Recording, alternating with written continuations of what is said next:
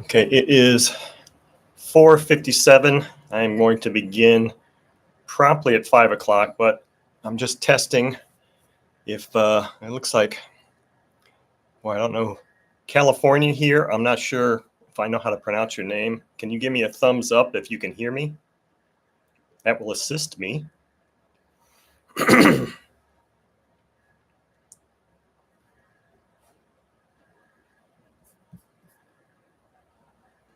Thank you very much for that. And it looks like the lighting is adequate. The only thing that's not is, I wish I could change this from like a black screen to some other color because it's hard to read some of these things.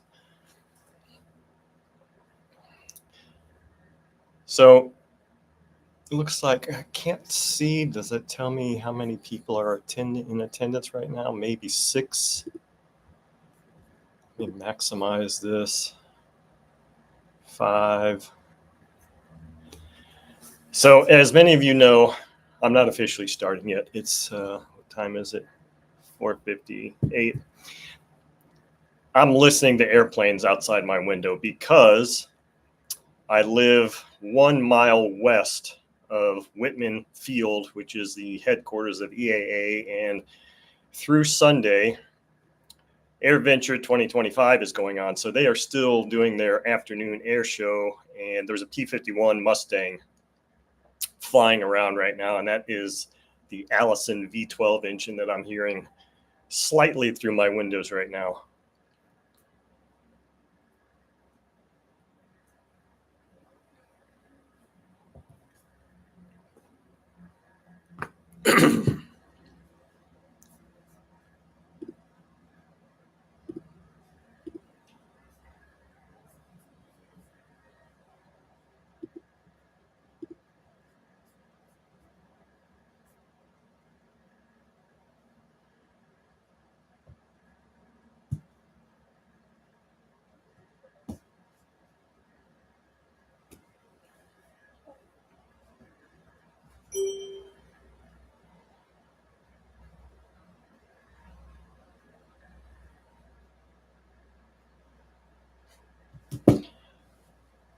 Okay, Jeremy. All right, it is 5 p.m. Central Standard Time, and I'm officially starting this live chat. I cannot really tell. I'm not sure if I can tell how many people are on the live chat right now, but this is your chance to ask me any questions you desire to have answered. It looks to me like there's only 4 people in attendance right now, so it could be a bit of a time issue, but a plane just flew really close by here. Let me see if it looks like everything should be set fine here. Participants. I don't want to do that. I'm just looking at. I don't want to do that.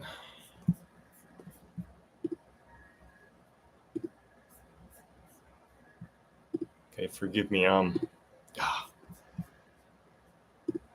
There we go.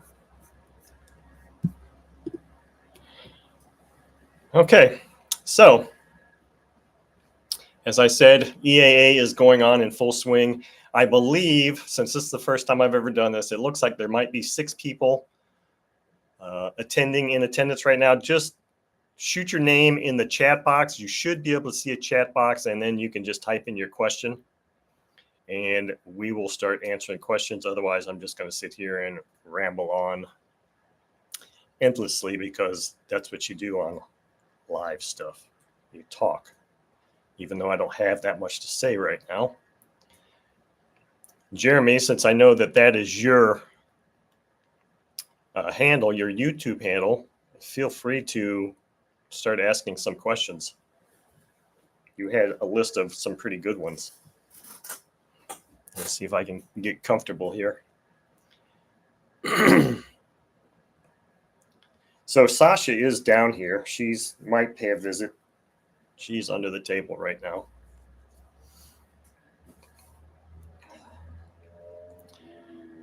What is my favorite glow plug to use? Well, that is a very interesting question because I'm going to say it depends. It depends on what fuel I'm using. It depends on what type of engine I'm running.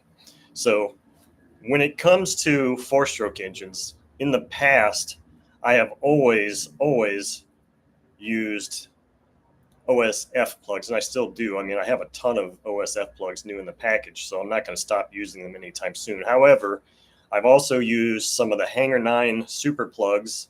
I've got a couple of those. I mean, I've never had bad luck with any four-stroke plug. So OSF would definitely be the one that I use. Now, Fox also makes a four-stroke plug. Well, actually, they make what's called the Fox Miracle plug, and they say it can be used for any engine. And I've tested them in some engines, but I think I ran a Fox Miracle plug in the last time I ran my Sato FA120S, which was just a couple of weeks ago, and I think that it ran really well. So that would probably be my favorite four-stroke plug. As far as two-stroke plugs, that's a tough one. Obviously, the standby or the go-to one has always been the OS number 8 plug, if it's a true OS plug and not a Chinese knockoff. But I've been experimenting a lot. I've had great fortune to get a lot of Fox plugs in the last 6 or 8 months. Both Fox RC shorts and long. And the short is typically for use in engines of a 20 size and lower, but I've used them in others. And a Fox long plug is typically for like 40 size and up engines. And I've had really great luck running the Fox plugs too. So, I mean, I haven't seen any plugs that are just horrible because I tend to run, these name brand plugs, but I have a variety of other plugs in my bin in the closet right behind me that I've acquired, like Glow Devil and McCoy and some others. I used to run a lot of McCoy plugs, the McCoy MC59. I had a bunch of those that I would run in two-stroke engines 7 to 10 years ago, but I couldn't find many of those anymore.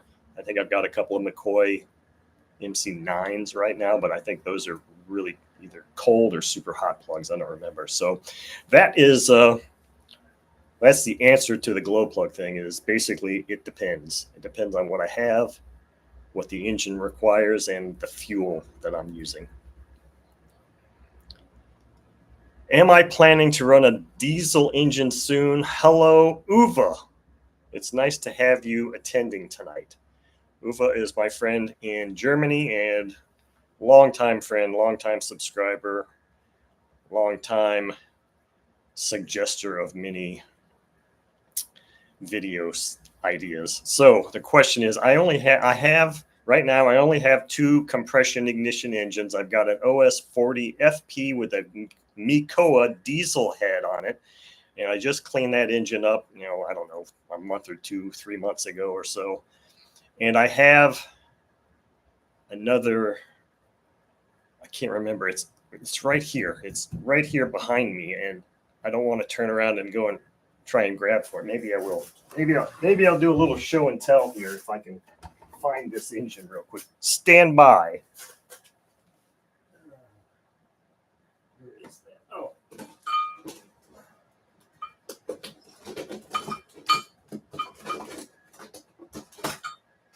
Okay. So here's our little show and tell. Here's the other compression ignition engine that I've got. It is a DA compression ignition engine.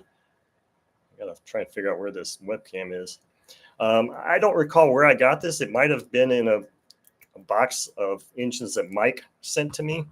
So the question was, when am I going to run a compression ignition engine again? And the answer is, I don't know, because I have some old diesel fuel that I made 8 years ago, still sealed, not like permanently sealed, but it's been opened, but it's still in a sealed container. It might still be good, but I'm not really sure how to test whether the ether in there is still good other than try to run an engine. And as you all know, you don't electric start. You don't use an electric start to run a compression ignition engine. You really have to flip it. And I'm not all that good at flip starting those things. And so I'm not an expert at that at all, but I did buy a container. I found something on Amazon, a small 8 ounce or 6 ounce, 8 ounce, I think it was, container. I don't remember the brand. Oh, it was John Deere starting fluid, and it's 50% ether.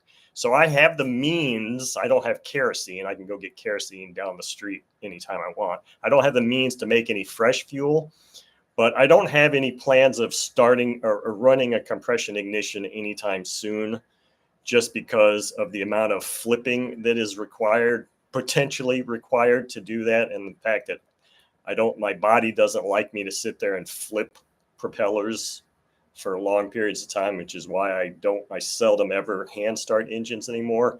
But I do have a fuel tank. I've got fuel line. I've got everything other than kerosene to run a compression ignition engine, but I just don't know when I'm going to do it because they're really, really messy. And like I said, the flipping thing is just not really helpful with my body, but we will see. So thank you for that question, Uva.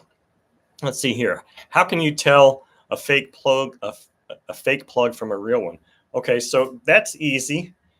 Watch my video where I talk about fake counterfeit glow plugs. So the easiest way to see is the images in that video.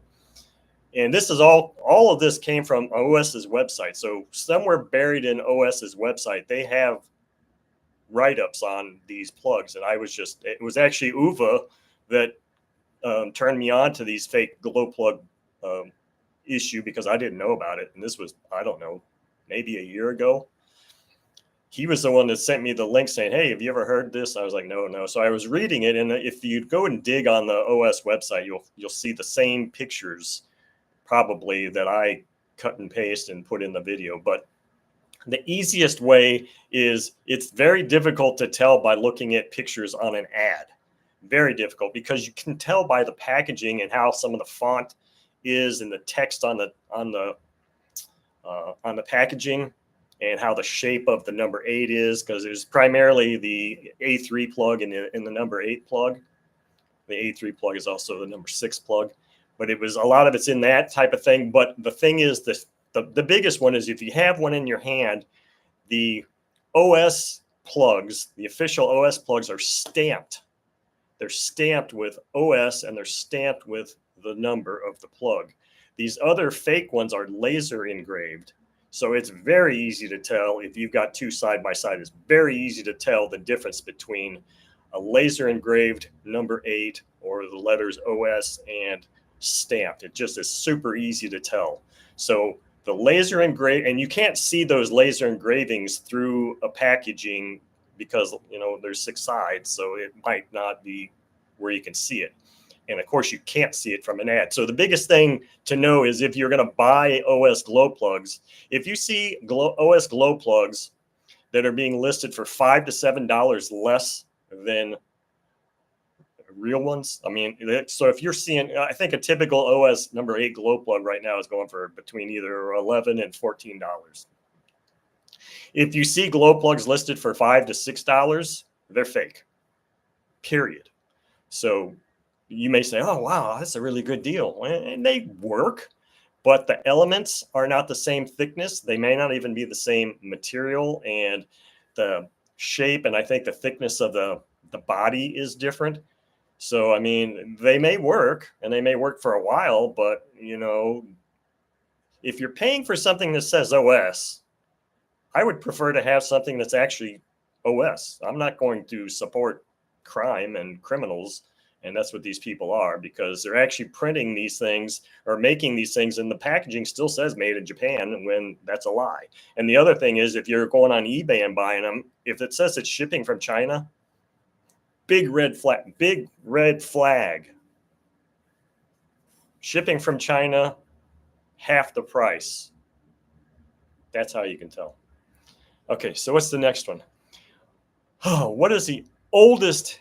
Okay, this is from Jeremy again. This is a good one here. What is the oldest engine you have? This might require me to turn around and open the closet door, because the oldest engine I have right now that I'm aware of is this one right here. I think this is the oldest engine I have right now. And it is a McCoy 60.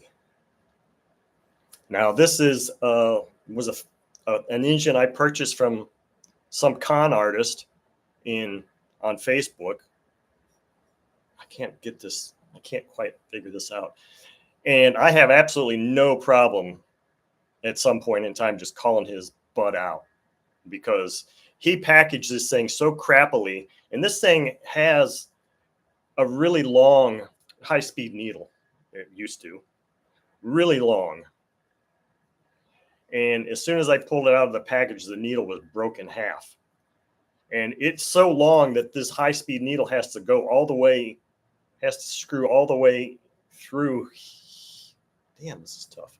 Has to screw from here all the way through to close off the fuel that's coming in here. So, and Jeremy found a place where I can buy a replacement plug for this engine, but it's like $50, or not plug, high-speed needle, $50. And I'm like, yeah, I don't know about that. I really would like to run this engine. I just haven't figured out if I want to spend $50 for a high-speed needle.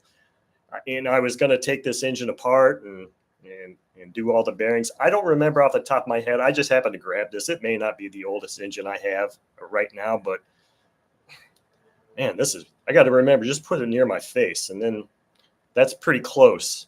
I have no idea how old this compression ignition engine is either. It's somebody here, I'm sure, probably knows. It's a DA.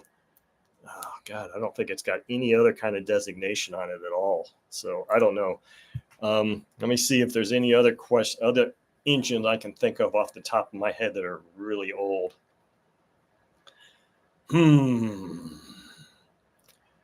That Webra 40 that I just posted a video on today that came from Rolf in Germany, that dates back to 1971. Oh, hang on. I got another one. Hopefully it's right here. Hang on.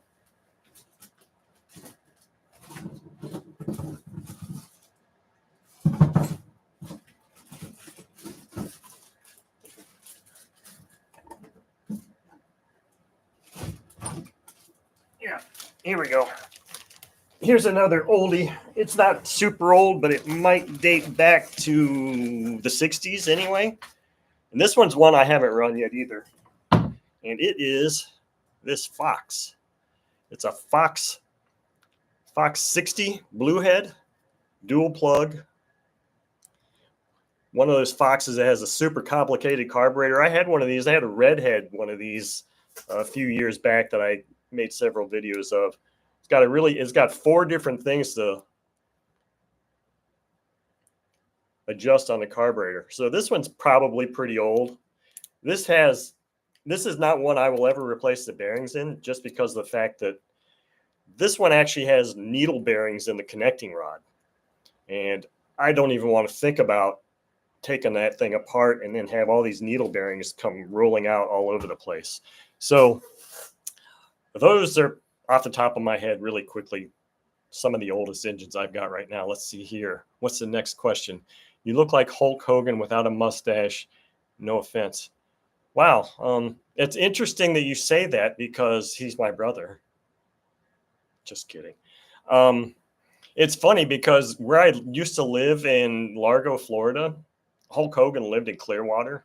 In fact, a lot of the WWE stars lived in Florida, and many lived right in that area. I mean, he lived on Clearwater Beach, and I can't remember if I ever saw him.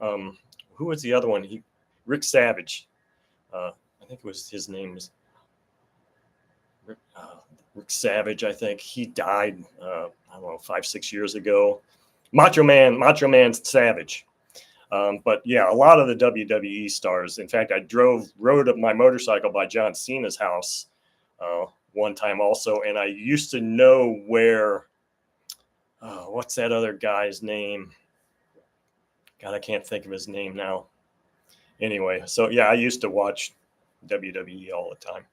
So Edwin has also got another question. Do you ever test the OS 65, G5 plug in a 4-stroke? No, I don't even have an OSG5 plug. I don't know what an OSG5 plug is. Is it a methanol plug, or is it one of those ones that has the different shape, the turbo? I'm not sure. So the answer to that is no, I've never tested one of those. I don't have one. Let's see here. Oh, Volks. I don't recall where you're from, but I believe you're from Germany. It says, are you planning to do more runs testing different oils or fuels like you did with the Motul? Regards.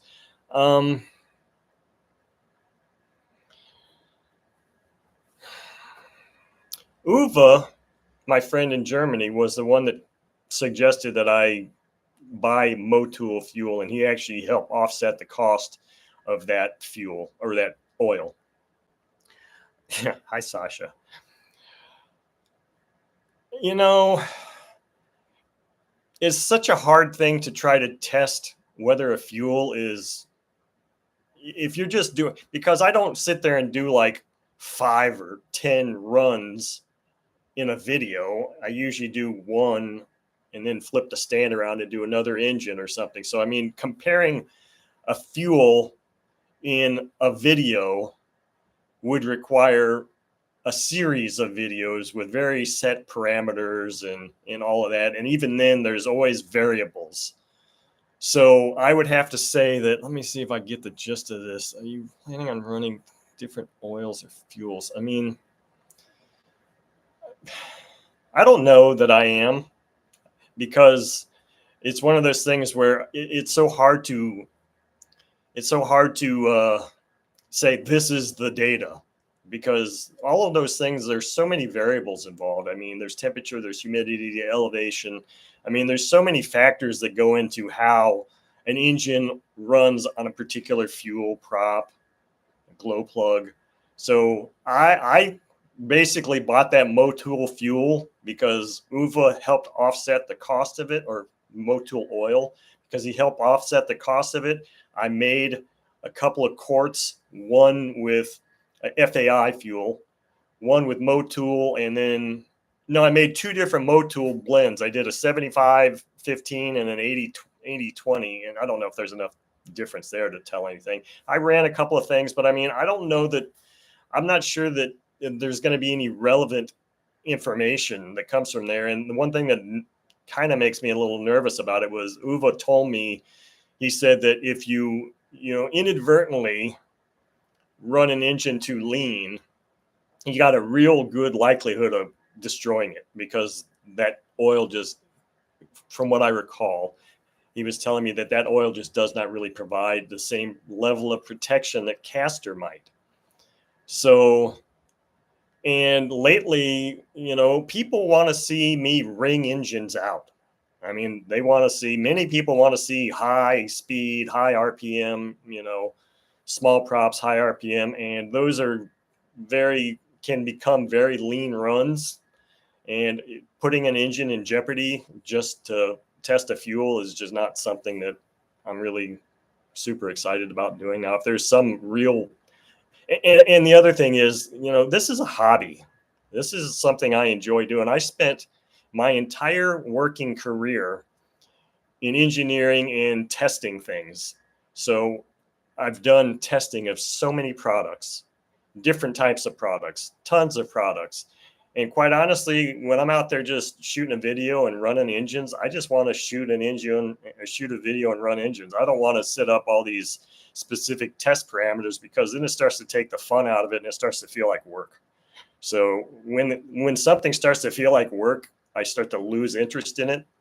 So I want to try to keep my videos as light but informational packed as possible, so that so that it's still enjoyable for me to do. Okay, I'm seeing a lot of questions coming in here. Let me move on to okay, here, what's next? Hey, Chuck, how you doing? I am glad to see that you are able to Have you changed the way you use ultrasonic cleaner? Last I remember you were using ZEP. Is that okay? So Sasha's down under my chair now. Oh, she just ran out. She wants to play.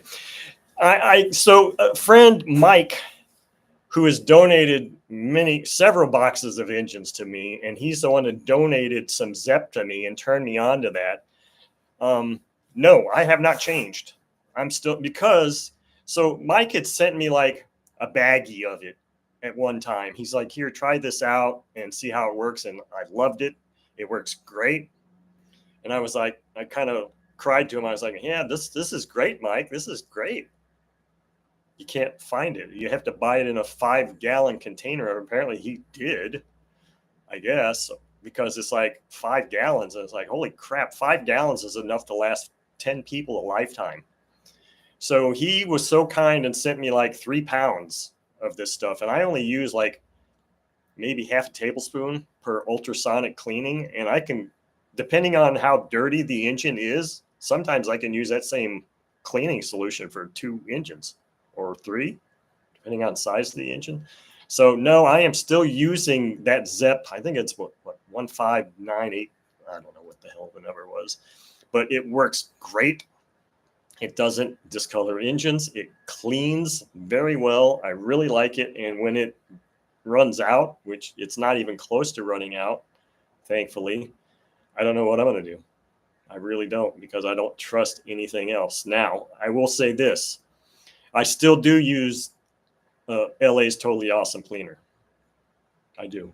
And the way I use it is if I do what's called a whore bath on an engine, which means I'm only cleaning the external surfaces of the engine, and I'm scrubbing it with a toothbrush, dampening the toothbrush with it straight, because it really cleans fast then, straight, and then wiping it off of right away. I mean, I'm not letting it sit on there at all so that it can begin that oxidation or whatever that chemical reaction is where it starts making these little white bubbles and you can see it start to eat the aluminum. I don't do that. I will scrub it with the toothbrush and then I'll rinse the whole thing with alcohol to get all that off, dry it, and it works great in hand cleaning parts. And if I have an engine that I've just disassembled that's got, it was all gooed up with caster and all that stuff, the screws, all the metal, steel parts, I will throw them in a little bin of LA's Totally Awesome Cleaner and just let them sit and go in there every now and then and just shake it. And you'll see it just turn brown because it takes all that stuff off. Now, here's the thing with that is that as soon as you do that, even with screws that go into your engine, if you just take those screws out and just dry them and just let them sit, they're going to start rusting. You're going to start seeing surface rust on them immediately. You can almost watch it happen. That's the depth of cleaning that it does. It takes that oxide, those black oxide, it must take that oxide coating off the screw or something. So the thing is, I take those screws or metal parts right out of that, throw them in a paper towel, dry them up real good, dump them in another container with alcohol to make sure I get all that stuff off, dry them off again, dump them in another container with oil. And whatever oil is your oil of choice, dump them in there, shake them around, coat every part with a coat of oil, and they're protected then. And then they work great, and then it helps facilitate a reassembly also. So that's how I use LA's Totally Awesome Cleaner. I still use it. I'm very cautious with it, but it cleans. It cleans really, really well. In fact, this engine here that I got from Jeremy, this Sato 30 engine. Okay, look at how beautiful this thing is. When he sent this thing to me, the bottom had all kinds of, I don't know what it was. It wasn't carbon or exhaust. I don't know what it was. It was just black stuff, and it is completely gone. This engine looked a lot, God, why is this so difficult? Looked a lot dirtier and gross. This thing looks brand new now, and that was an LA's Totally Awesome whore bath. Works great. Lasts a long time. Let's see here. Another Jeremy question. What has been the most difficult engine to work on?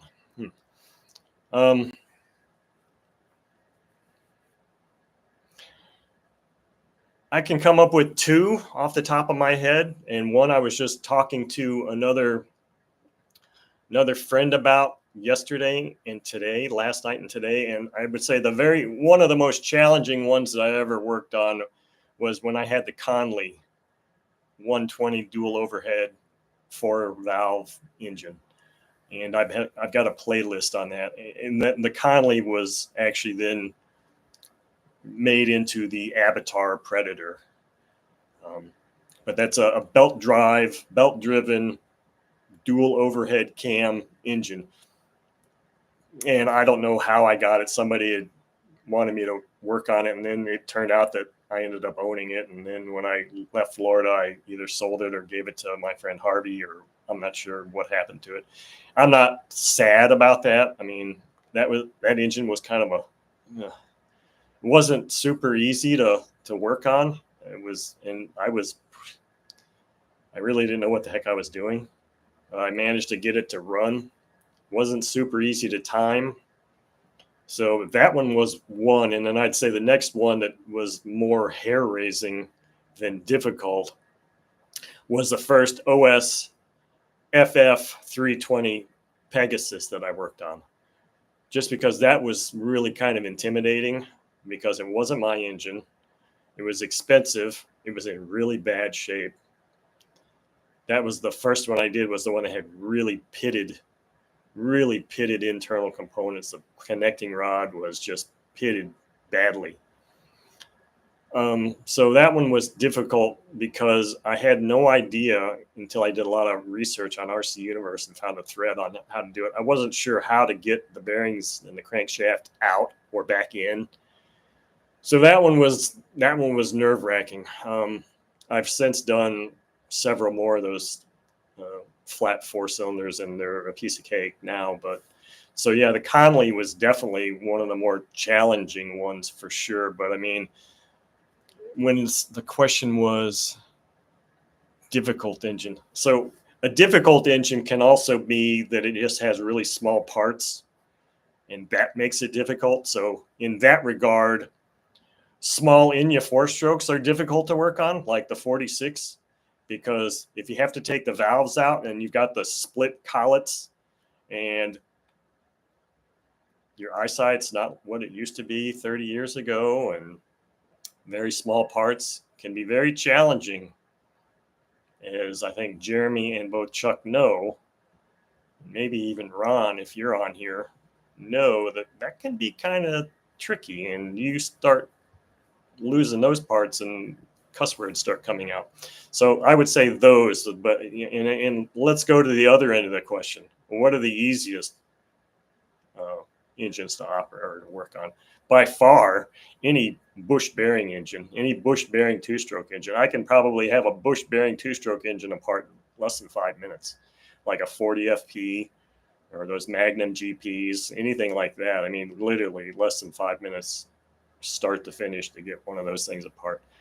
And very simple to work on because you don't have to replace bearings. All you got to do is clean them up and put them back together, and they're good to go. So let's see what we've got here. Hey there, from North Idaho, Designed to Survive. I recognize your handle. I don't know that if I ever knew your name, but hello there. And basically, we're 34 minutes in this. Hello, everybody. Welcome to live Q&A from Oshkosh, Florida. Let's see here. What's next? Steve. Hello, Steve. Where might be the best place to buy Sato parts? I find some on eBay, AMain. So that's a very good question, because I was just looking for OS parts today. Obviously, those of you that may not know, Horizon Hobbies has been the exclusive distributor for Sato engines since 1991. And when that means exclusive distributor, as far as I understand, that means that every Sato part that comes into the country goes to Horizon Hobby, and then Horizon Hobby sells those parts out to various other hobby shops around the country. That's what I think. That's what my understanding of exclusive distributor means. I don't know if that's true or not, but that's what it sounds like to me. Because if you're looking for Sato parts, and now if you're looking for OS parts because they took over Tower Hobbies, go to Horizon first. But that's not always the best way. So eBay, A-Main, I just ordered a ring for an OS 160 FX today from A-Main. So A-Main is a go-to. I like to buy things from eBay just because it's so simple. And a lot of times on eBay, you can find old parts that are long discontinued from individual people still in the package. Because right now it's getting tough to find parts. It's getting harder to find parts for any engines probably older than maybe 2015. It's just getting harder to find those parts for whatever reason because they're not making them, and they're not stocking them, and there's only so many parts that overlap between engines, like rocker covers, valve covers. These for probably from 45 to 91 are all the same size. So if you can find those, that's a part that covers a lot of different engines. Valves might be the other thing, but I mean, so basically Horizon Hobbies, eBay, and A-Main. There are probably other bigger vendors. Hop Me Up parts, or Hop Me Up is a place on eBay, a vendor that I've bought parts from before. So yeah, that's basically it. Randy. Hi, Randy. Folks Franzel. Okay, hey, Mike, how are you doing? A G5 glow, was that Mike? Did you ask me that, Mike, about the G5 glow plug? No, that was Edwin. Okay, so Mike has got an answer for me. A G5 glow plug is for gas, but people have good results with methanol. Well, put it this way, I'm not going to go buy a G5 glow plug. If anybody wants to send me one, I'll test it out and test that theory. I'll test it with various different types of fuels in various engines that are suitable for that type of glow plug, but I'm not going to go buy one. Let's see here. Message retracted. Why? Why did you do that? Steve Talbert. What Sato parts are you looking for? Yeah. There you go, Jeremy. Start doing some business there. Why does Carolina military surplus? I know your name. It's not ringing a bell. Why are you retracting your questions? Am I answering them for you? Okay, Edwin says, I suggest you at least you test a G5 plug. I had great experience with it. Extremely low, stable, I had low RPM sag. Okay, like I said, I'm not buying one. Send me one and I'll test it. Let's see, RC Fred, which manufacturer made the best 6061 sport engine? OS, Super Tiger, Enya, Fox, Weber, Urban, Rousey, Canby, or some other brand? I have limited you define best. So that's one of those things where people always look, what's the best? Well, it depends on your perspective. The best could be the one that spins a prop the fastest, spins your prop the fastest, if that's what you're into. Best could be one that has the best quality bearings installed and lasts the longest. Best could be has the nicest looking external finish. Best could be one that starts easily and is incredibly reliable, or best could be is easiest to tune. So, when somebody asks me what's the best, I don't know. They're all good. If I had to rate my personal experience with the engines you listed from what my experience is from highest to lowest with what I favor or what I would consider best from high to low, based on my experience and limited experience with some of these, I would have to say that can some be tied? Sport engine. You say sport engine. Sport engine could also mean bushed bearing engine. It could also mean beginner level engine, like the FP series. So I'm going to take the word sport engine out of there because you also include Rossi in this list, and Rossi doesn't make sport engines. They make high quality, what I would consider competition engines.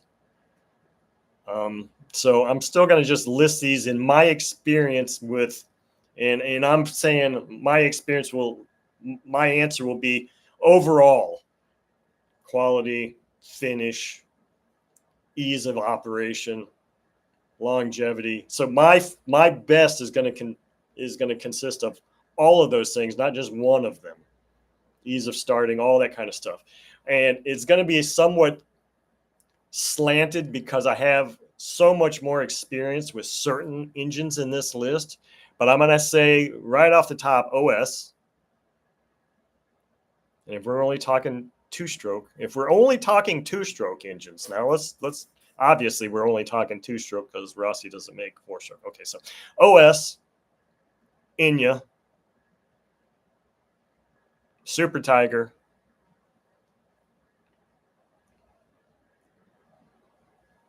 Fox. I have so little experience with Weber engines. I'm going to say Weber next. I'm going to say Rossi next because I've got very little experience with them. And then Irvine and K&B definitely tie for the bottom. I just, and I'll probably get a whole lot of bashing for that, and I don't care. I've had Irvine engines are a basket case. They're a mess. In fact, I had a former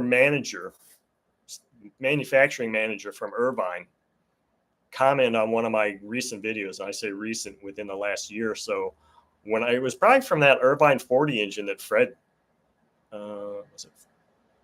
I don't remember who it was that gave it to me. Anyway, someone donated an Irvine 40 engine, and it was one of those ones that had a really strange Imperial rear main bearing.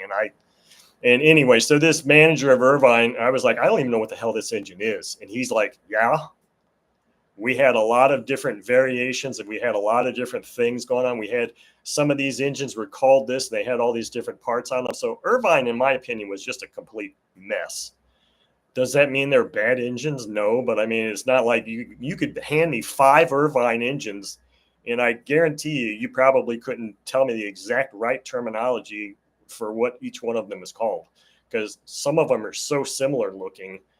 It was there, so I don't care for Irvine engines at all. And as far as K&B goes, K&B made very, very high quality competition engines in the 70s. And when they started making sport engines, I think things kind of went downhill from there.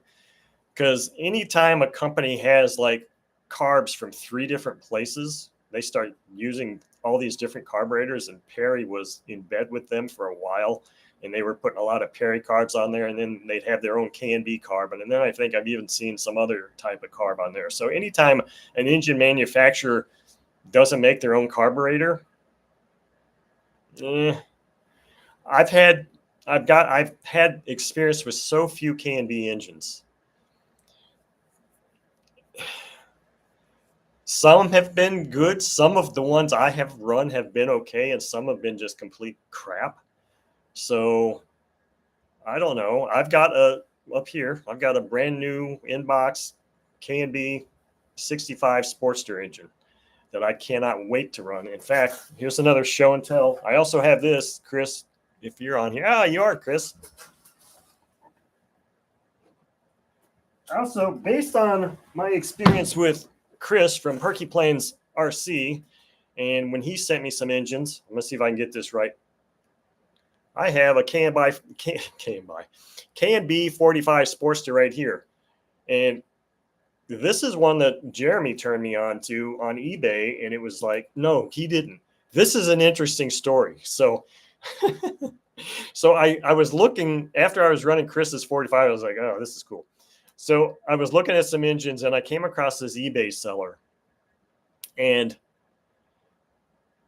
he had like 2 engines and a book that I wanted. And it was kind of my fault. I kind of jerked him around a little bit, but I was like, hey, I want this engine. And then like 10 minutes later, I was like, oh, I think I want this one and this book. So I placed like 2 different orders right away, back to back. And then I contacted the guy. So I've never run this engine yet. So I contacted the guy and was like, hey, can you combine shipping? You know, because a lot of people will combine shipping, because I didn't want to pay shipping for 3 different things. And he's like, no, I'm not going to do that. And I was like, why? I said, you can put the book in a large, you can put all of those things in a large USPS priority mailbox and they'll all fit. No, I'm not going to do it. And I was like, well, whatever, dude. I said, you just lost my business. I said, cancel my orders. So he did. And then he blocked me from even ordering from him again because I complained that he wouldn't combine shipping. So I was like, whatever, dude. There's plenty of people on eBay to buy from. So it turns out then I went back and I was looking for engines again. I saw this engine, this CAMB 45. And I was like, oh, this is cool. It's locked up and it's inexpensive and blah, blah, blah. And I was like, I clicked on it. I was like, oh, crap, it's from this guy. I was like, shit. So I clicked on it and it says, this seller is not selling to you. And I was like, oh, this sucks. So I'd like to buy that engine. So I had Jeremy buy the engine for me. So eBay seller that blocked me, I got your engine. I got it anyway.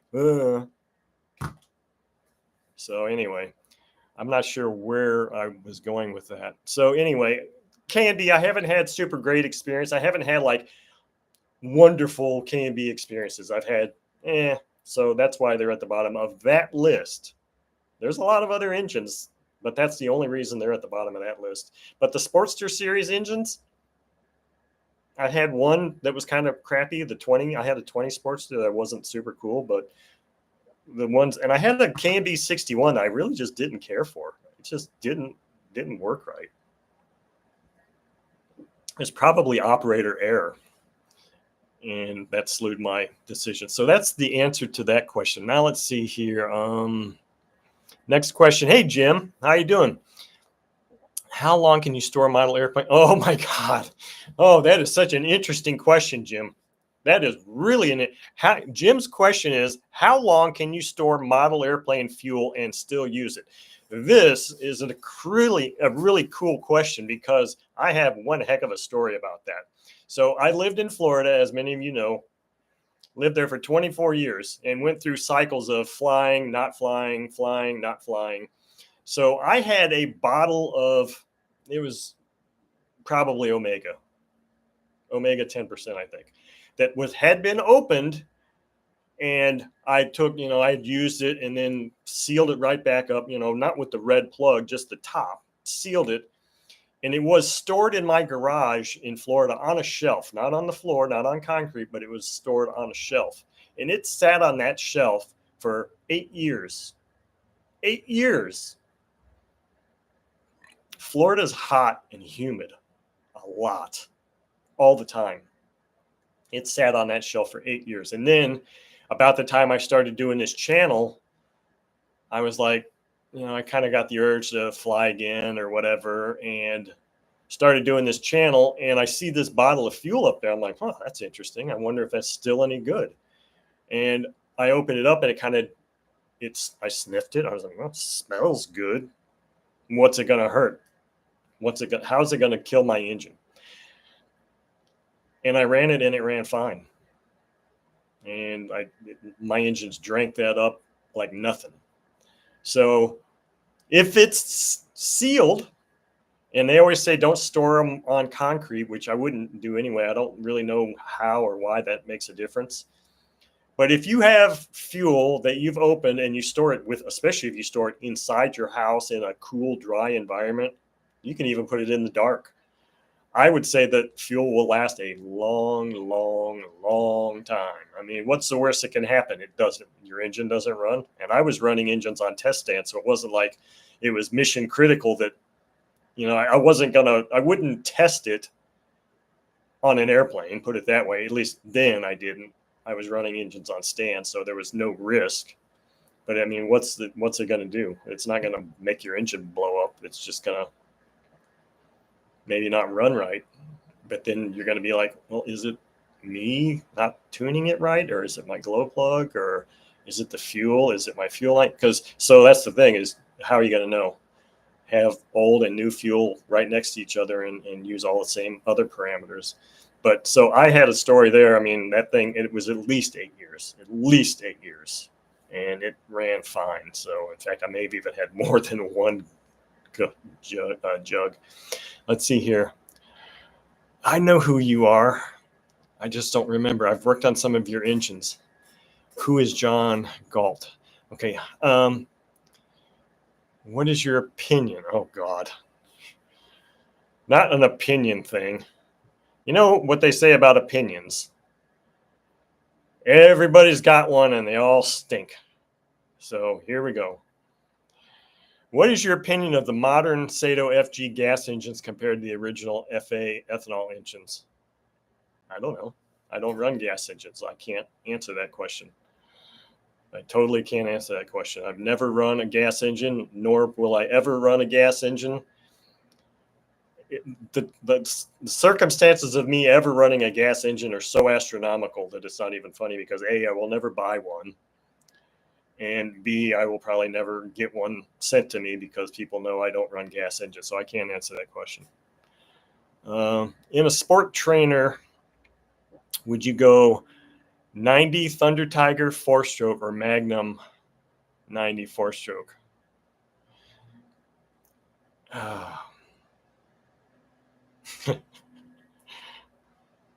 Neither.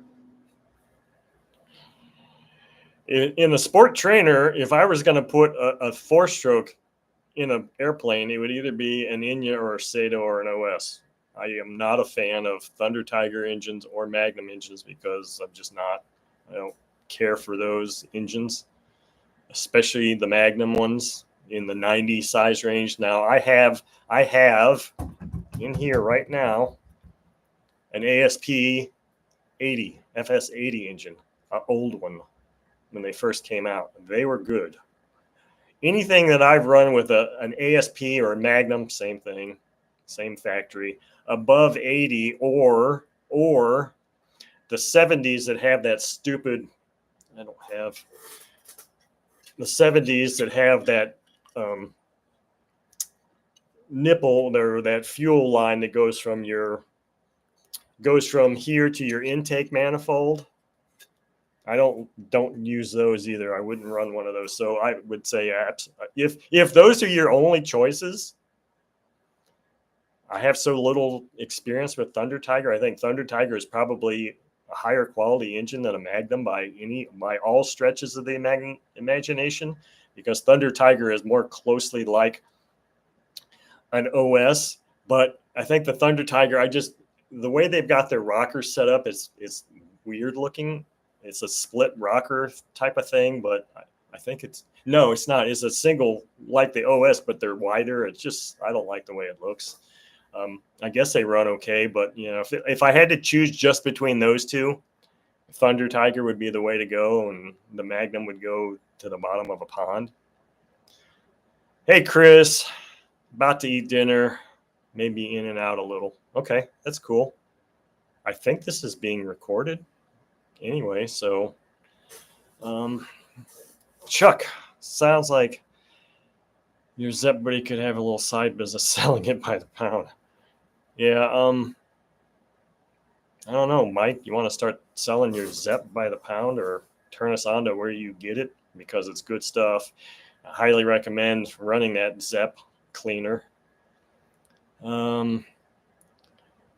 Great answer on which is the best 60, 61 inch. I don't know. I don't see too many people that dropped off and are pissed. Who knows? They should be, maybe. Good old Campy, yeah. Okay, I have an old Magnum and Super Tiger 40s. They are both missing mufflers. Other than noise, where they run okay. Of course. Engines from the 60s, 70s. Yeah, well, hell, they didn't even start really making exhausts and supplying them with engines until what, maybe the early 70s. I mean, and even then, that was only because of noise restrictions and other people that aren't in the hobby complaining and crying because they make too much noise. So yeah, an engine will run. In fact, many of the RC, many of the RC engine reviews you'll see that they run open exhaust to get power readings, because typically, and I don't have direct experience with this, but typically you'll get higher power out of an engine with that has an open exhaust or has no exhaust. So yes, I mean, absolutely, you can run if your neighbors are okay with that and you're okay with it. Um, it might have a tendency to put more oil everywhere. That's kind of the issue with, well, kind of the issue with this engine, this Fox. This is going to be loud because, as you can see, you can probably see the there's a that has a louver type thing baffle in there. So this is an open exhaust engine basically. This will be loud as hell, but it'll run fine without that. In fact, well, hell, even this McCoy and all those compression ignition engines, they're all open exhaust and they run fine. This one's a cool one because it's a dual exhaust. That would be fun to see the exhaust coming out of there and see how much oil it spews everywhere. So yes, you can run an engine with open exhaust. Would I do that? No, I would not do that, but you can. I mean, I wouldn't fly an airplane with an open exhaust for some reason. I don't know why. I just wouldn't. Let's see. More power without mufflers. So, rad. More power. And the box you sent, I should be arriving tomorrow, which will be interesting because, and I'm not going to talk anything more about that. Let's see here.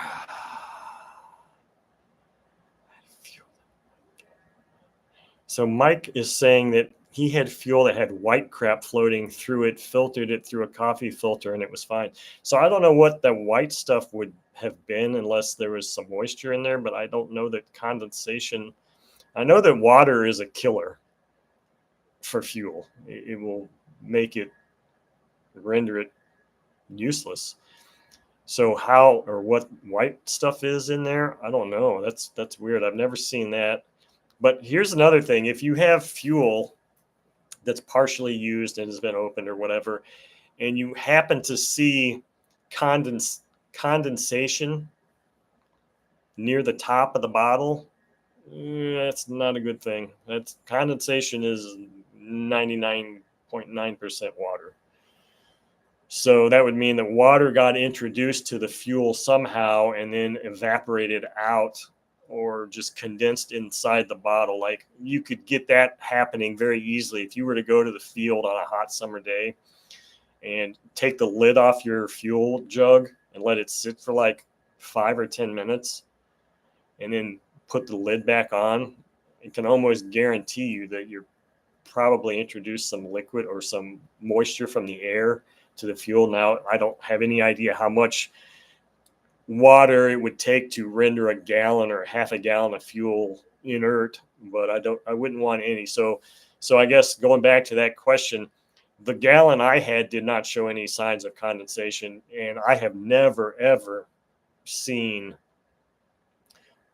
particulates or garbage or whatever floating in any fuel I've ever owned in 30 however many years. So I don't know. That's weird. I don't know. I've never heard of that. That's a new one on me. Yes, I know you bought, and I would really like to sell you a couple more too, John. Who is John Gate? I am just not remembering what your name is. But yes, I recall. I recall. Okay, this. Have you ever put an engine in an oven at low temp to loosen up? No, but it works fine. I mean, I'm not. So the way if you were to use an oven to heat up your engine, that's a good way to do it. But I would never use an oven that I cook food in. So Chris from Perky Plains RC went to like Goodwill or someplace and got a toaster oven. And I really considered doing that also. But 90% of the stuff I do is in this apartment.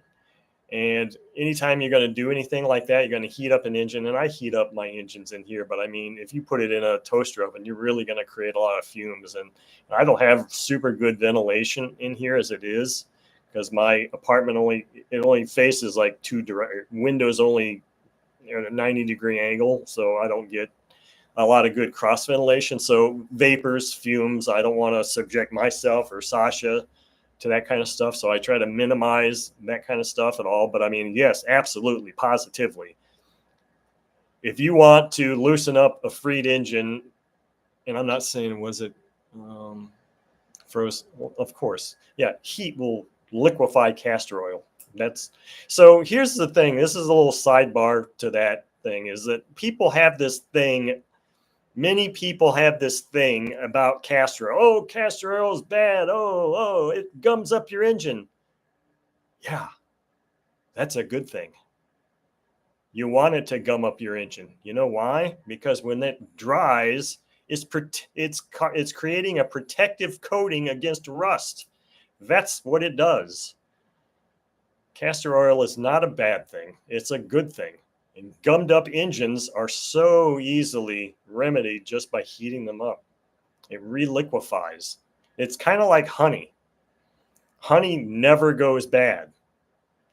And that's yet another sidebar. Did you know that honey is a food that cannot spoil? It never goes bad. They found honey within pyramids that are thousands of years old. It's still, you can still eat it. So anyway, so yes, putting an engine in an oven, toaster oven, or even as Uva wanted me to try to do just last week or so, if you're so inclined, you can even put an engine in a big thing of boiling water to loosen it up. Now, I would never, ever do that. I don't know. I just, those types of things that are going to create a lot of vapors, I'm not going to do that in an apartment.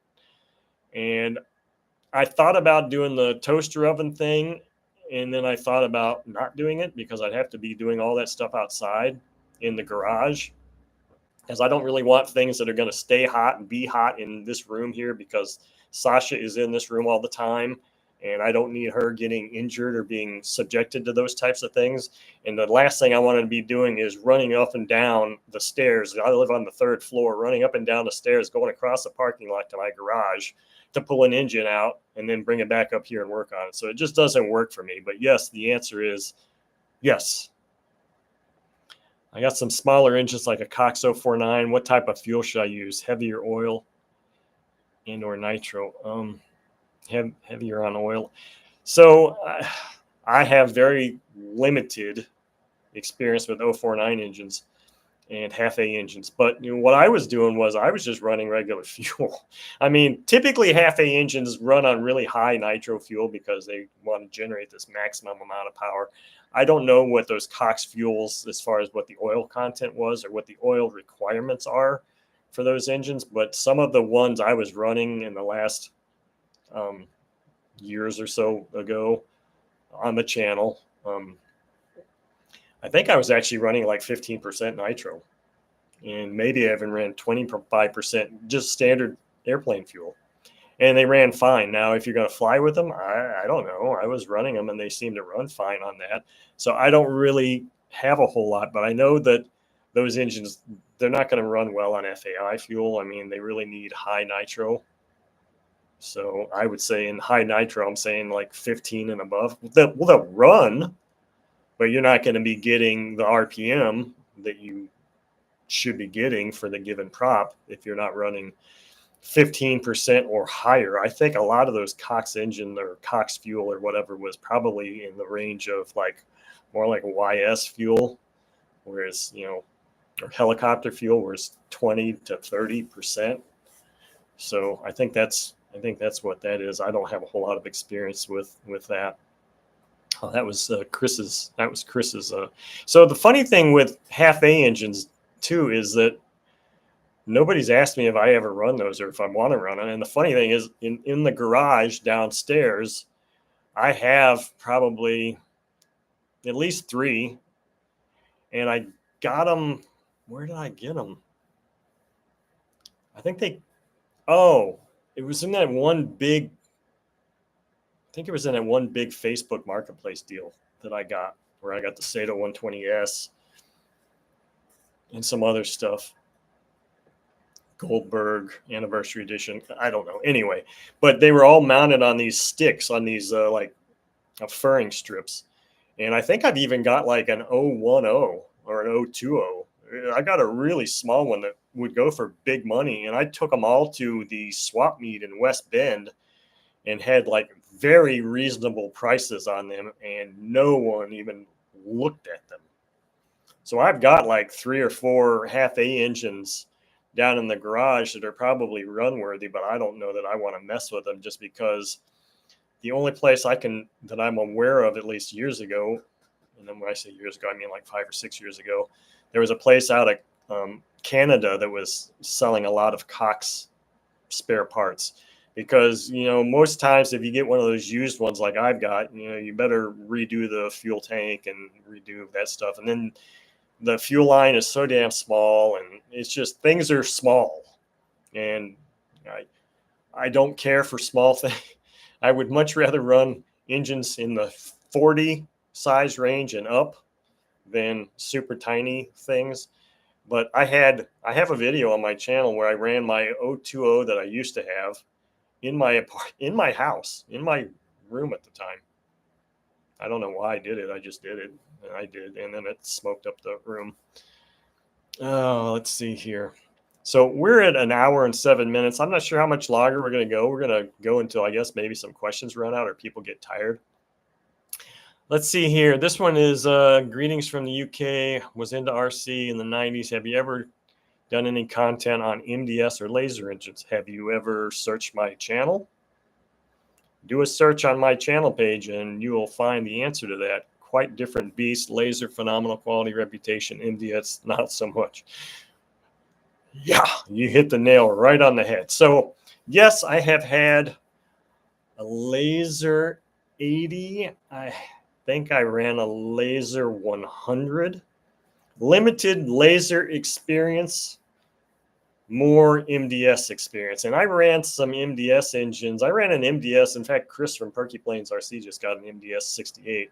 I ran an MDS 68 in the late 90s on a SIG 4-star 40, and that was a phenomenal engine. Now, the MDS engines have super hit and miss quality control. Super hit and miss. You can get some great ones, and then you can get some total duds. And the duds tend to revolve around the carburetors. Carburetor tolerances and stuff were just really not that good. But yeah, if you do a search on my channel page, so this goes to anybody. If there's any engine you think you want to see run, first go to my channel page and just type in, just like any normal search, Google search, just type in, you can type in Fox, you can type in the exact name of the engine, or then you can expand out and just say, okay, Fox, laser, whatever, and you will find all the engines that I've done on there. I have had some MDS engines, and I've had some real dud MDS engines. So yeah, MDS, I'm not a fan. Not a fan. We'll never buy another one. You could send me a box of 5 brand new MDS engines, and they'll be listed on eBay immediately. I'm not wasting my time with MDS engines anymore. No offense to you MDS lovers, but yeah, I've been there, done that.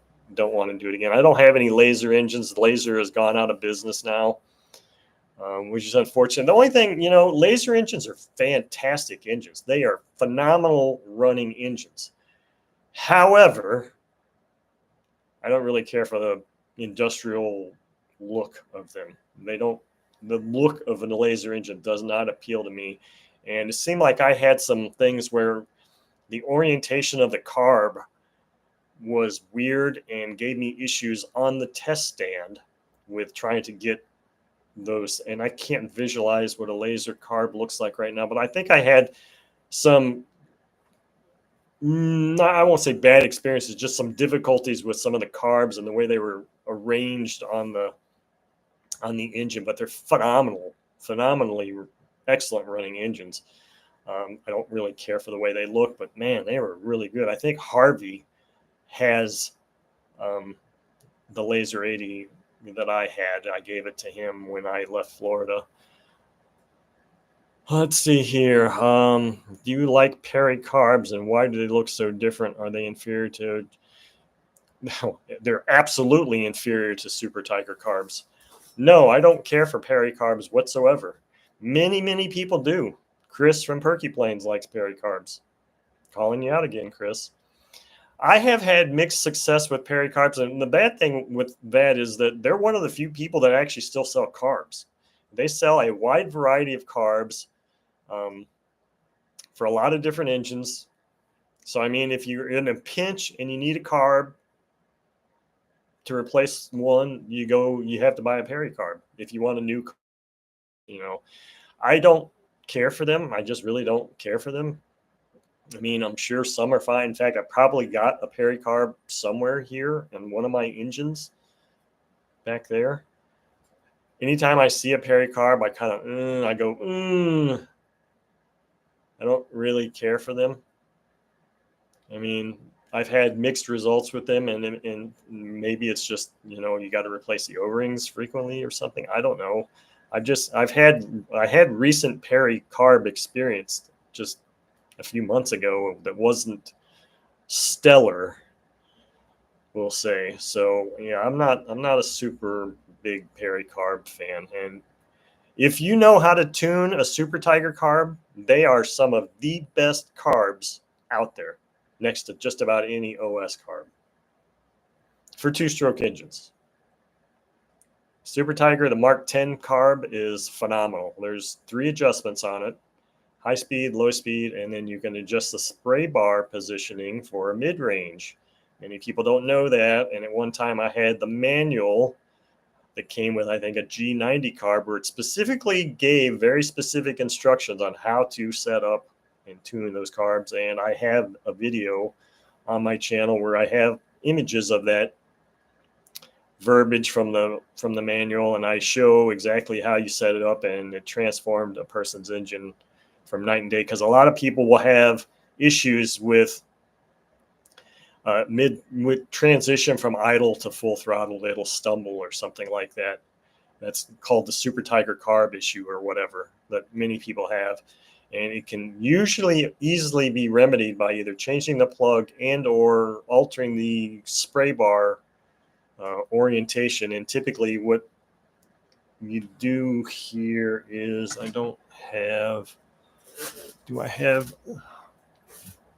you orient the spray. Say, here's the lug of the engine, and here's the prop. You orient the spray bar kind of towards that rear hole in the lug, because a lot of times people have it like this, and there's a cat's eye. So that spray bar has a cat's eye opening.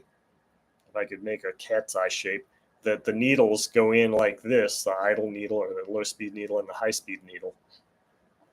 But that cat's eye opens, or can face more forward, straight down, or more backwards from the inlet from where the crankcase is and the fuel's coming in. So I can alter the performance or how the engine operates. And so, yeah, some people say they don't like Super Tiger cars, but listen, that may have been an F-35 Raptor leaving. I don't know. That might just be because they don't have the spray bar set properly and don't know that. So, yeah. No, Super Tiger carbs are great. If you gave me a box of Super Tiger carbs, I would not sell a single one of them. That's how good they are. Yeah, okay. Missouri? Doug, I thought you were Iowa. Okay. Thank you, Doug, for reminding me. Will you run water-cooled engines?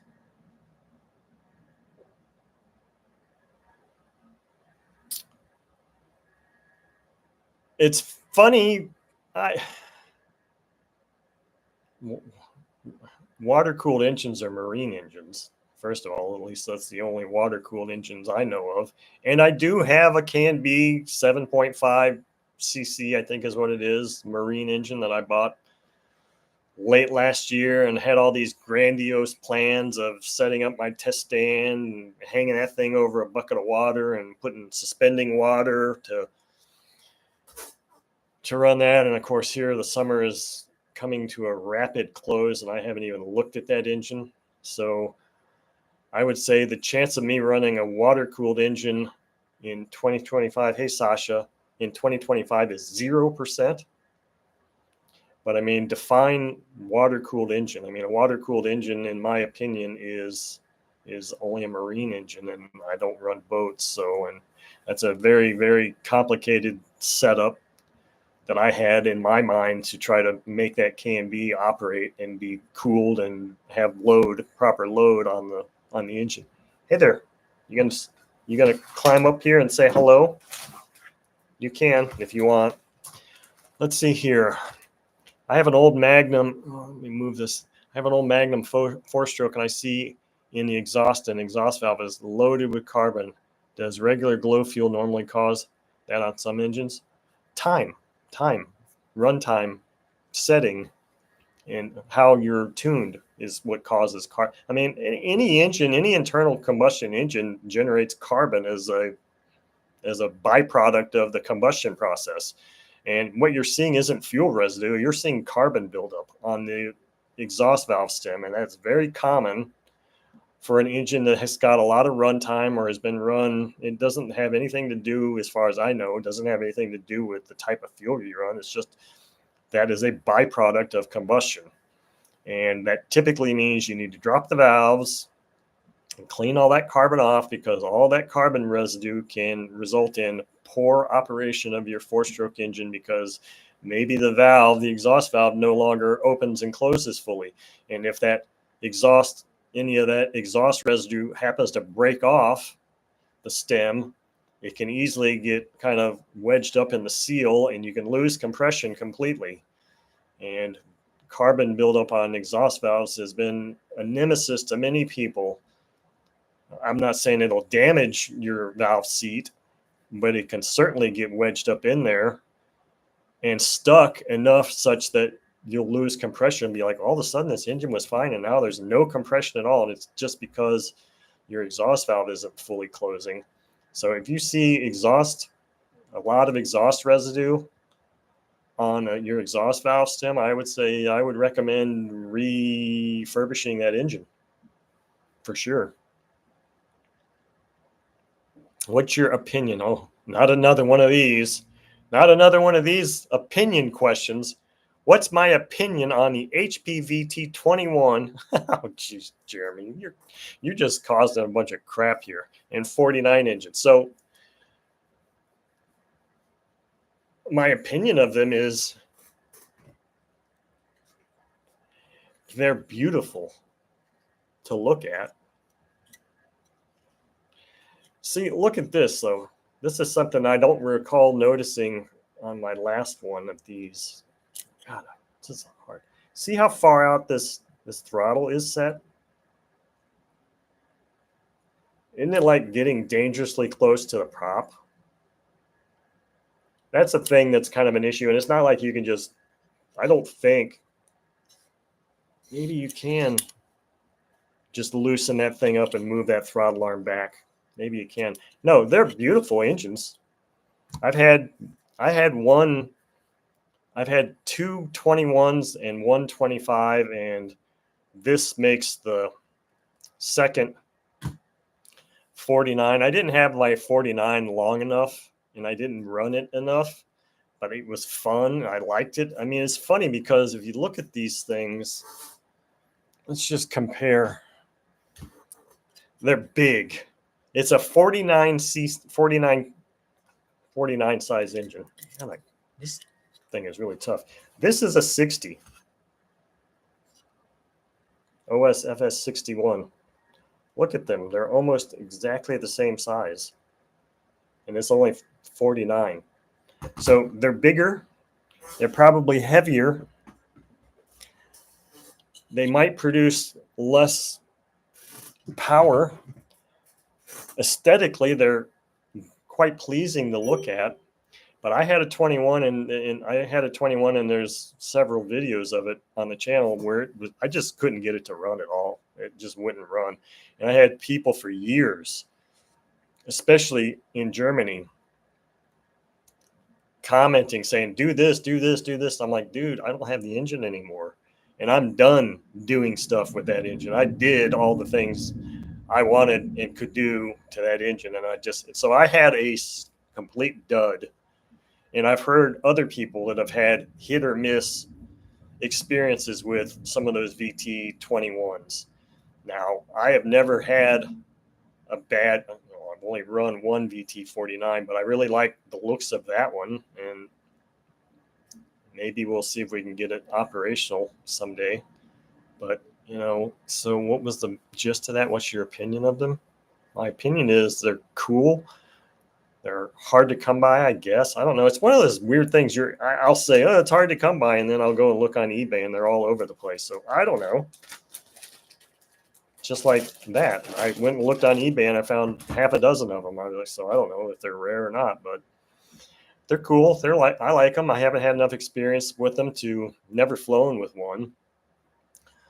But I think the fuel requirements, they think they require a little bit more fuel or more oil than most engines, if I remember, because I was running Omega control line fuel, which was 10% nitro, and I think it had a higher oil content.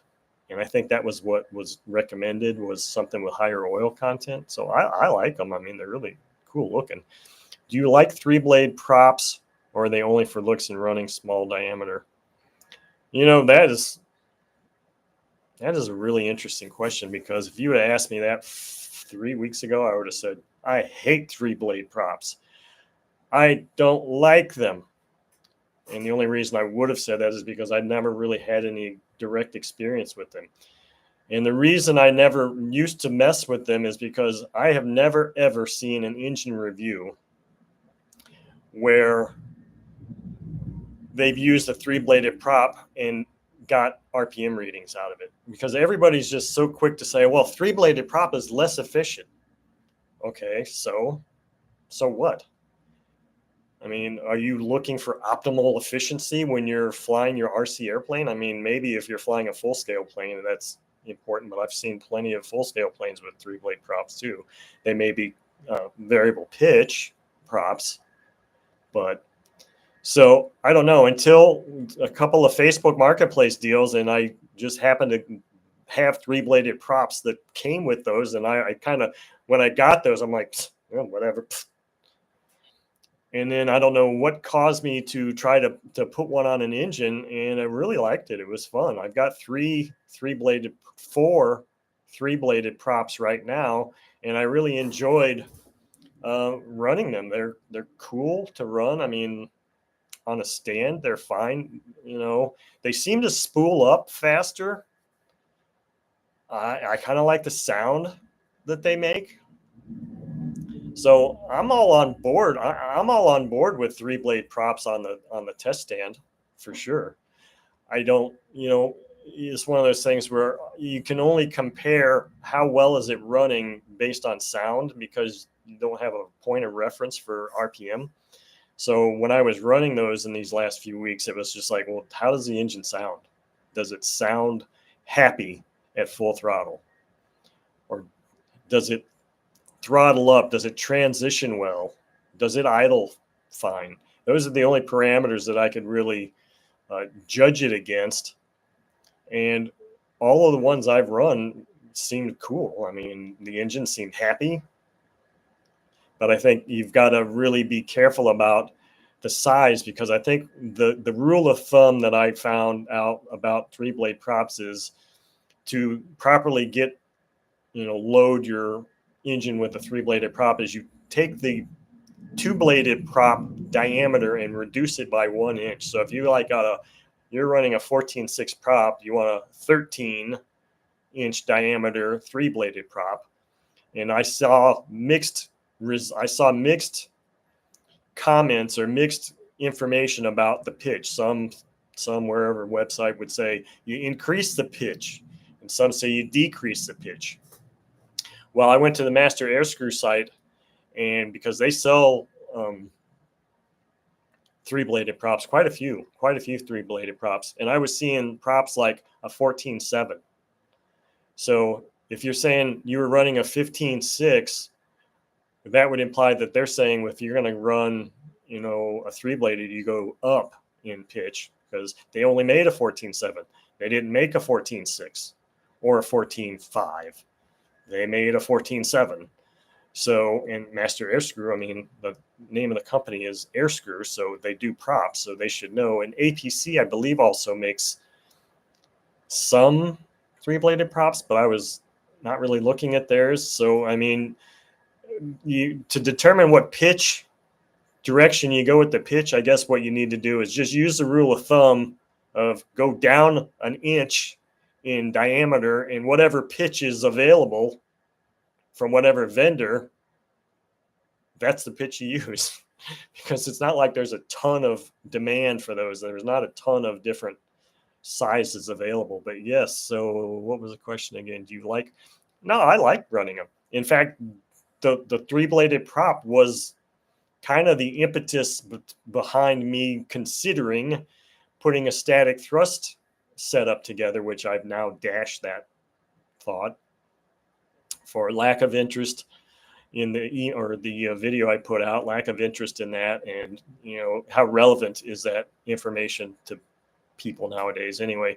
But that's the only other way that you could actually kind of categorize props is by static thrust. And then there's those people that are saying, well, static thrust doesn't mean anything. You have to test it in the air. Well, no shit. You have to test it in the air. But you can at least get a good idea of static thrust on the ground. You can still get pulling power, despite your airframe. So, I mean, comparing three-blade versus two-blade on a static thrust stand would be pretty cool, but there just wasn't enough interest because when it comes to some of those things, I'm all up for asking you what you want to see, and it just was cost prohibitive. And I started thinking about this. It's almost going on August, and I would have to completely, I'm just digressing here again. I would have to completely redo my test stand. Completely. I mean, new surface and everything. And my test stand is a Black & Decker Workmate that folds down. So I've already replaced the wood on it at least once because it just rotted off or, oil soaked or whatever. So because I've got that Ron Sexton test stand, that new Ron Sexton test stand, that thing is long. It's long. And it takes up a lot of real estate. And the rails that I was looking at and the setup that would be required for a static thrust thing, not only the cost, it would take more real estate on there, on the stand. So that would mean you could potentially mean getting rid of the Ron Sexton test stand, which I'm not going to do because I like it and I don't have any other good alternatives. If I had another PSP test stand, all day long, I'd do static thrust because then I'd have another good PSP test stand for the other side, and that's a very small footprint for just doing regular engines, and then I have all this space for the other one with the static thrust, but I don't. I only have one. So it would require a complete redo, not only in length of wood, in width of wood, which means now I'm making my stand even bigger, heavier, not to mention the weight of the static thrust stuff that's going on there is going to add weight. And it's not like I'm just going outside my garage in Florida and carrying that thing, 10 feet to run an engine. Now I'm carrying it to my truck, driving it to my partner's property, and then taking it out and carrying it some more. So it's just not a feasible option. It's just, a lot more money, effort, time, and then to make it relevant, I got to run two cameras. I got to have one camera pointing down at the measuring device and then one camera pointing at the engine. I'm getting kind of the tachometer and trying to get relevant data that way because, without tachometer readings and thrust at the same time is pointless. So, I mean, there's a whole lot more. People are just like, well, just do it. It's like, okay. You go do it if it's that easy to do. So yeah, so I kind of dropped that. I might pick it up again next year, but so I know I digressed a lot. Yes, 3-blade props are cool for me. I don't know if they work for you. Trying to find a 3-bladed spinner, it could be kind of tough. Are YS 4-strokes truly supercharged from what people say, or is it? I don't know that I would agree with the word. They like to use that word supercharged, but I don't. I think the only supercharged engine is that OS SP, because a supercharger, as far as I know, and I'm not an engine mechanic, so I don't really know, but I think a supercharger is kind of like a turbo. It's got a spinning element to it.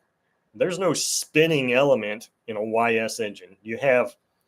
They may create a spinning vortex in those air chamber YS engines, but basically, as far as I know, a YS engine is more or less kind of just a pumped fuel injected type of engine, and where it's just operating on a lot of pressure.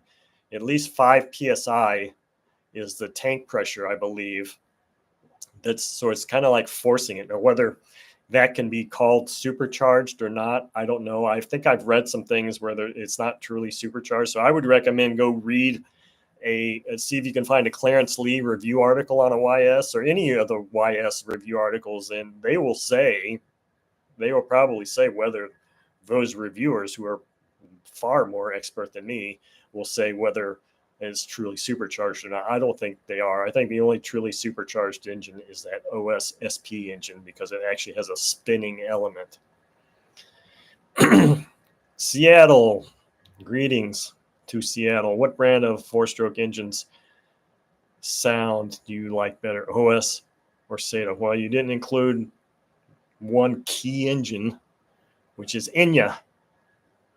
So I would say all 4-stroke engines sound great, but go back and watch some of my Enya videos. Those Enya 80s and 60s and 45s open exhaust was just a header pipe. That idle sound is really, really good. I like the sound of all 4-stroke engines, most all 4-stroke engines, but I would have to say that Sato takes a back seat. Definitely takes a back seat to OS and Enya. I love Sato engines. I mean, probably most of the videos I got on here of 4-stroke engines are either OS or Sato on this channel, and I love them. But when it comes to sound, I could probably tell you the sound of tell you the brand of the engine by the sound of the exhaust alone, and so I like Enya.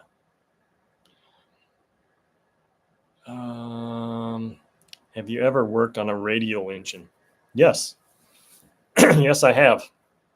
I had an experience where I worked on a fellow Sato R170 R3, FA 170 R3, I think is the designation. Yes, I have worked on a radial engine. I don't think I cared for it much, though. That could have been one of the more challenging ones. Back to that, I'm not going to be able to answer that.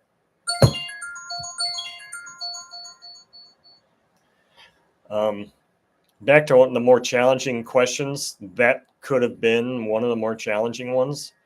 Yes, I have worked on radial engines. And then the next question would be, do you like radial engines? And the answer would be, I've only run 3-cylinder radial engines, and no, I do not like 3-cylinder radial engines. I do like running them. I don't like the way they sound.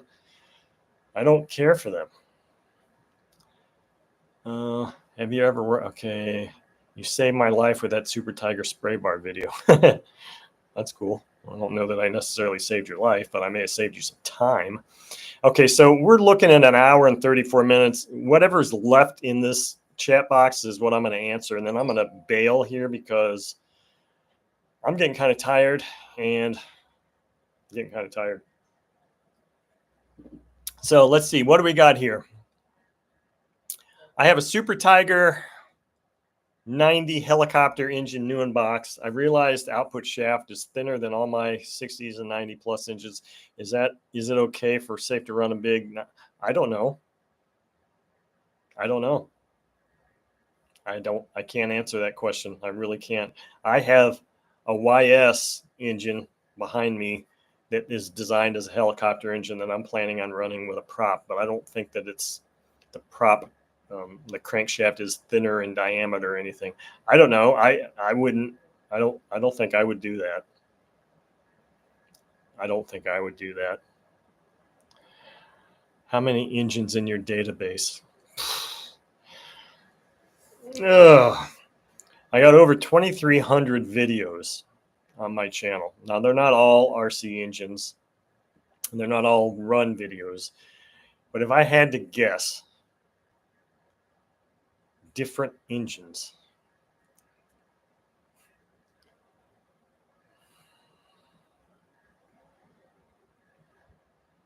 I'd have to say well over 100. And maybe that's low. See, that's the thing, is it's becoming a blur now because I've touched and held so many different engines over these last 10 years. Half the time I don't even remember. I'm using my channel to figure stuff out.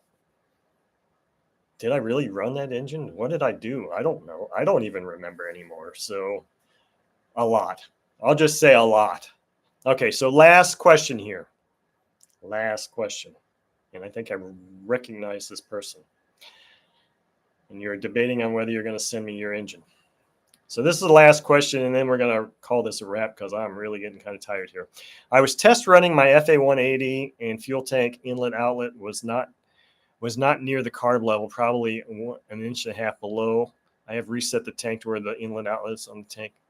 Yeah, so the rule of thumb is that you want the center line of the tank. I don't have a tank with me. You want the center line of the tank to be in line with the inlet of the carb or the center line of the carb. That's the recommended thing. You don't want like this because then in every engine is slightly different. Some engines, it'll be a lot harder for a small engine to suck fuel up against gravity than a larger engine. But I mean, if you look at the way an airplane is designed, a good airplane, a proper airplane, not an ARF, because those people don't even know how to design an airplane. But if you look at a kit, any kit, just look at a kit here, the plans on a kit, and you will see exactly that. I mean, it's very clear. It's very clear. You go and look at the plans of a kit, a quality made kit, and you will see that the center line of the fuel tank is designed in the kit to be in line with the center line of the carb, period. If you don't do that, if you choose for whatever reason your scale application, you can't do that, that's when you may have to have a pump. You may have to incorporate an oscillating pump or something like that to assist the engine in moving fuel properly. And don't even bother asking me about what I think of pumped engines or external pumps, because I tried to use a peri-oscillating pump, I think they're called V22 oscillating pumps or whatever, several different times in the past, and they sucked every time. I could never get the thing to work properly. Used it on an Enya engine that was shaken and baking, and it just didn't work at all. So, so the standard rule of thumb is center line of the carb with the center line of the fuel tank. That gives the engine the best opportunity to suck all the fuel dry and work less hard, make tuning much easier, because if you're pulling fuel against gravity, at some point your tuning is going to go way the hell out as the fuel level starts to drop in your tank. Even if you're flying just straight and level, you're going to start having issues. It's just going to start running lean, or it's going to start sucking air and die, and then you're going to have a lot of dead sticks. So, hey, if you want to run your tank really low in a plane, you get ready to dead stick a lot.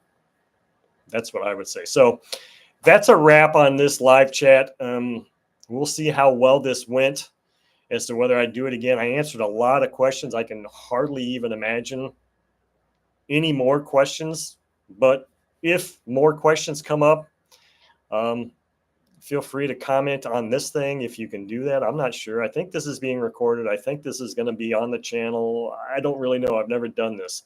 But after the fact, if you liked it, you know, we can do it again sometime. So right now, I am tired and I'm calling it a wrap. Thank you all for your participation and excellent questions. It was really fun. It was a thought provoker, and I actually got to pull engines out and do some show and tell. Unfortunately, Sasha is over here laying in the window. We didn't get a Sasha sighting, and I'm not going to just go drag her over here because it's her playtime before it's my bedtime. So anyway, thank you all very much for attending, and maybe we'll do this again sometime. See ya.